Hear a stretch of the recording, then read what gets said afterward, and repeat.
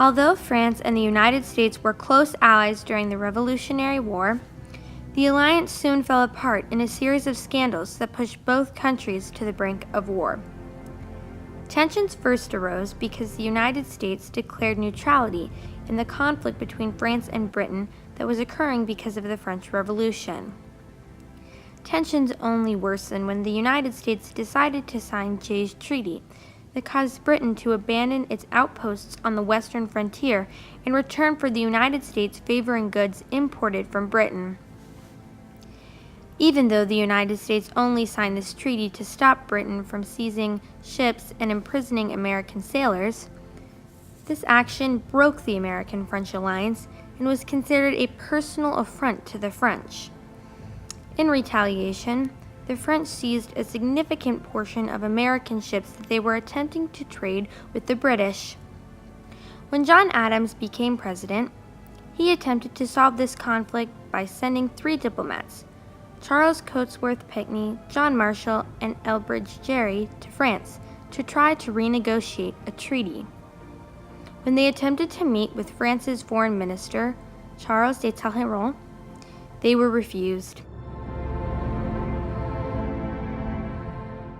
Later, 3 French agents, Jean-Conrad Hottinguer, Pierre Bellamy, and Lucien Hauteval, told the diplomats that if they were to meet with the minister, they would have to pay the modern equivalent of $250,000, as well as provide France with a substantial loan. The diplomats refused to pay, so they returned to the U.S. empty-handed. For the pockets of the French government and its ministers, that the price would be $250,000 for himself. A sweetener, Monsieur Talleyrand calls that. And a loan of $10 million to demonstrate our good faith. The Democrats were suspicious of this, and because they thought John Adams was too anti-French, they thought that he was hiding positive news from the public. To prove their theory, they forced the diplomats to release documentation of the transaction. John Adams did just that, replaced the names of the 3 French intermediaries with Mr. X, Mr. Y, and Mr. Z, which is why it is now known as the XYZ affair. There was a mass public outrage and a large outpouring of support for war between the United States and France.